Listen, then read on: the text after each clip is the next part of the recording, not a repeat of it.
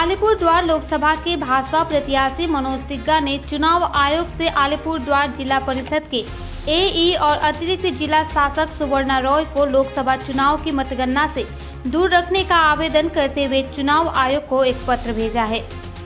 इस संबंध में भाजपा उम्मीदवार मनोज तिग्गा ने आरोप लगाया है कि अतिरिक्त जिला शासक सुवर्णा रॉय ने 2023 के पंचायत चुनावों में सत्तारूढ़ दल के पंचायत समिति और जिला परिषद उम्मीदवारों को अनैतिक रूप से जीत दिलाने में महत्वपूर्ण भूमिका निभाई थी।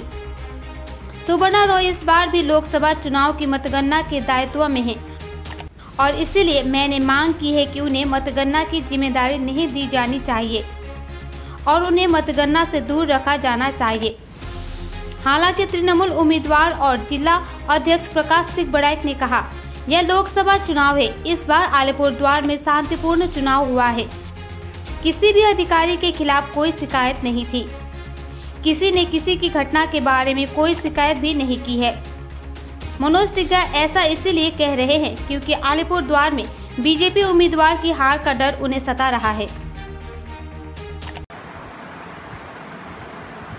विगत 2023 पंचायत निर्वाचने शासक दलेर प्रार्थी जेमन पंचायत समिति जिला परिषद के जेतानोर पिछने एडीएम जिला परिषद सुवर्ण रायर भूमिका छिलो, तादेरके बेआईनी भावे जितिए देवा हयेछिलो।